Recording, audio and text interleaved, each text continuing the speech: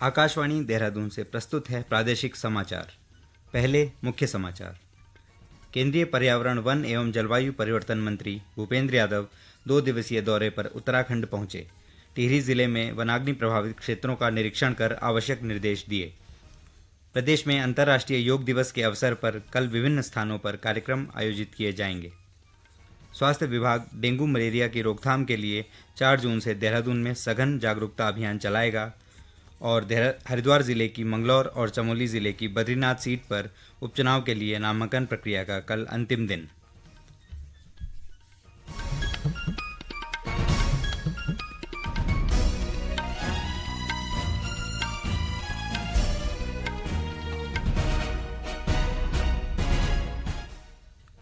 नमस्कार, समाचारों के साथ मैं योगेश पोखरियाल और अब समाचार विस्तार से। केंद्रीय पर्यावरण, वन एवं जलवायु परिवर्तन मंत्री भूपेंद्र यादव आज 2 दिवसीय दौरे पर उत्तराखंड पहुंचे। उन्होंने टिहरी जिले में नरेंद्रनगर वन प्रभाग के अंतर्गत शिवपुरी, हिंडोलाखाल, बेमुंडा और आगराखाल वन रेंजों का दौरा कर वनाग्नि प्रभावित क्षेत्रों का जायजा लिया और अधिकारियों को आवश्यक निर्देश दिए। केंद्रीय मंत्री ने आगराखाल स्थित सामुदायिक उन्नति केंद्र का भी निरीक्षण किया। उन्होंने स्थानीय समुदाय द्वारा विभिन्न विकास गतिविधियों में किए जा रहे कार्यों का जायजा लिया। केंद्रीय वन मंत्री ने बादशाही थौल में चीड़ के जंगलों में आग से प्रभावित क्षेत्रों का भी मौके पर जाकर निरीक्षण किया। उन्होंने वन विभाग को वनाग्नि से निपटने के लिए अपनी तैयारियों को और अधिक सघन करने पर जोर दिया। केंद्रीय मंत्री ने अधिकारियों को निर्देश दिए कि आग की सूचना प्राप्त होने पर कम से कम समय में उससे निपटने की व्यवस्था सुनिश्चित की जाए। वहीं केंद्रीय मंत्री भूपेंद्र यादव कल अंतर्राष्ट्रीय योग दिवस के अवसर पर देहरादून के इंदिरा गांधी राष्ट्रीय वन अकादमी में भारतीय वन सेवा और केंद्रीय राज्य वन सेवा के प्रशिक्षुओं के साथ योग अभ्यास भी करेंगे। अंतर्राष्ट्रीय योग दिवस के अवसर पर प्रदेश में कल विभिन्न कार्यक्रमों का आयोजन किया जाएगा। इसके लिए तैयारियां पूरी कर ली गई हैं। मुख्यमंत्री पुष्कर सिंह धामी पिथौरागढ़ में चीन सीमा से लगे आदि कैलाश क्षेत्र में आयोजित हो रहे योग कार्यक्रम में हिस्सा लेंगे और योग साधना कर प्रदेश को स्वस्थ रहने का संदेश देंगे। वहीं नैनीताल में आयोजित होने वाले योगाभ्यास कार्यक्रम में नैनीताल उधम सिंह नगर के सांसद अजय भट्ट मुख्य अतिथि के रूप में हिस्सा लेंगे। उधर बागेश्वर के बागनाथ मंदिर में सरयू नदी के तट पर भी योग दिवस का कार्यक्रम आयोजित किया जाएगा। कैबिनेट मंत्री गणेश जोशी इस कार्यक्रम में शामिल होंगे। मुख्यमंत्री पुष्कर सिंह धामी ने अधिकारियों को प्रदेश में कानून व्यवस्था का सख्ती से पालन करवाने के निर्देश दिए हैं। देहरादून में आयोजित बैठक में श्री धामी ने राज्य में रहने वाले बाहरी लोगों का सघनता से सत्यापन करने को कहा। उन्होंने राज्य में जमीन खरीदने वालों का आपराधिक विवरण पता करने और उनके भूमि क्रय का उद्देश्य जानने को भी कहा। इसके लिए संबंधित व्यक्ति से निर्धारित प्रारूप पर घोषणा पत्र भरवाया जाएगा। मुख्यमंत्री ने कहा कि प्रदेश में कानून व्यवस्था का पालन न करने वालों के खिलाफ सख्त कार्रवाई की जाएगी।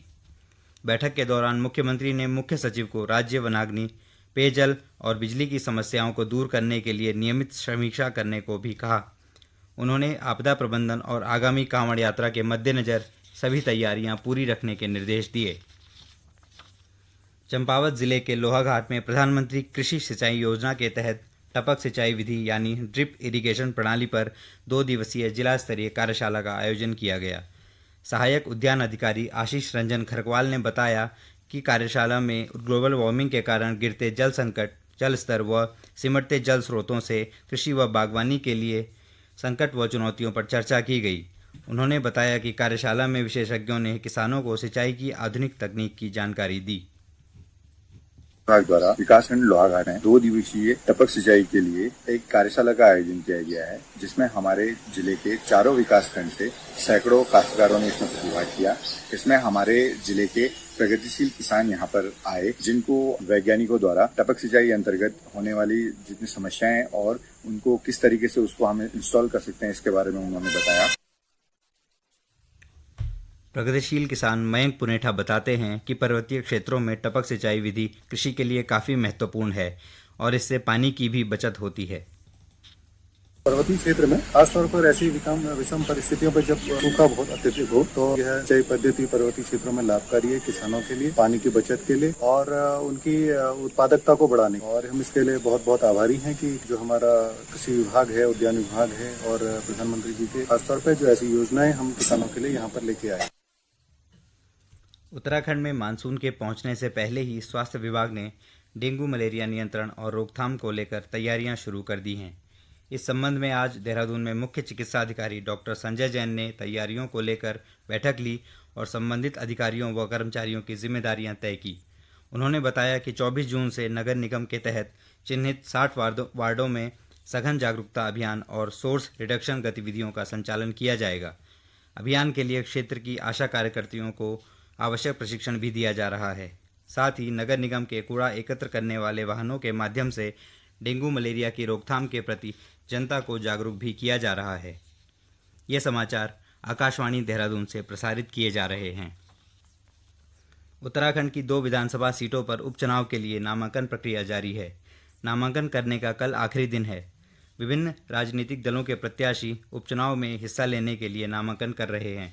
हरिद्वार जिले के मंगलौर विधानसभा सीट पर भाजपा प्रत्याशी करतार सिंह भड़ाना ने अपना नामांकन किया। मुख्यमंत्री पुष्कर सिंह धामी, हरिद्वार से सांसद त्रिवेंद्र सिंह रावत सहित भाजपा के कार्यकर्ता नामांकन स्थल पर मौजूद रहे। वहीं इसी सीट पर कांग्रेस प्रत्याशी काजी निजामुद्दीन ने अपना नामांकन पत्र दाखिल किया। इस दौरान प्रदेश अध्यक्ष करण माहरा, नेता प्रतिपक्ष यशपाल आर्य, पूर्व मुख्यमंत्री हरीश रावत सहित पार्टी के अन्य अनेक वरिष्ठ नेता व कार्यकर्ता उपस्थित रहे। बद्रीनाथ विधानसभा सीट पर भाजपा प्रत्याशी राजेंद्र भंडारी ने भी आज अपना नामांकन दाखिल किया। गौरतलब है कि राज्य की 2 विधानसभा सीटों मंगलौर और बद्रीनाथ में 10 जुलाई को मतदान होगा। परिवहन विभाग ने वाहनों में क्षमता से अधिक भार ले जाने और अत्यधिक तेज गति से वाहन चलाने वालों के खिलाफ सख्त कार्रवाई की तैयारी कर ली है।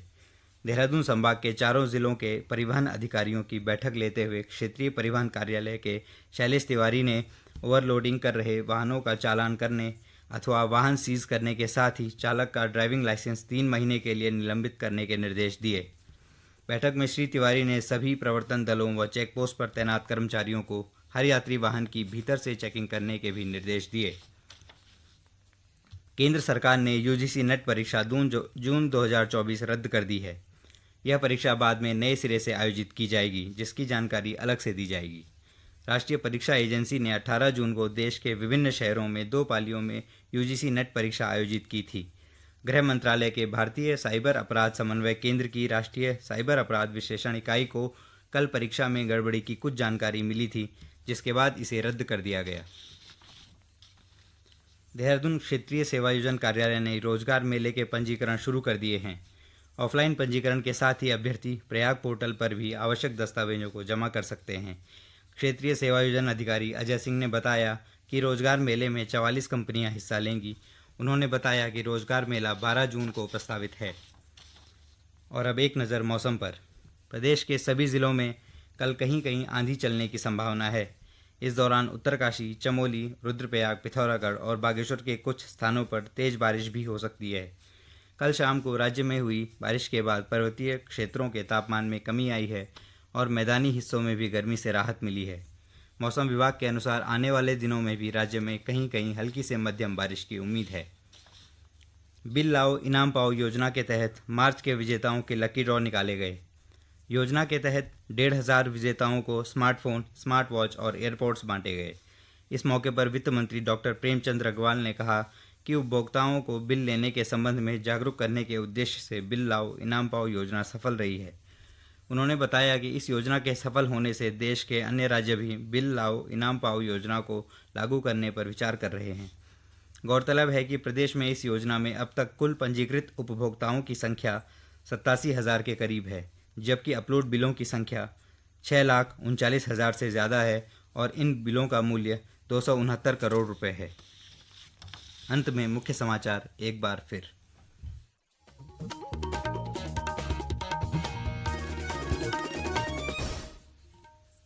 केंद्रीय पर्यावरण, वन एवं जलवायु परिवर्तन मंत्री भूपेंद्र यादव 2 दिवसीय दौरे पर उत्तराखंड पहुंचे।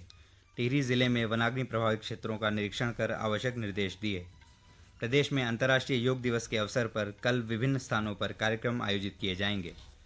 स्वास्थ्य विभाग डेंगू मलेरिया की रोकथाम के लिए 4 जून से देहरादून में सघन जागरूकता अभियान चलाएगा और हरिद्वार जिले की मंगलौर और चमोली जिले की बद्रीनाथ सीट पर उपचुनाव के लिए नामांकन प्रक्रिया का कल अंतिम दिन।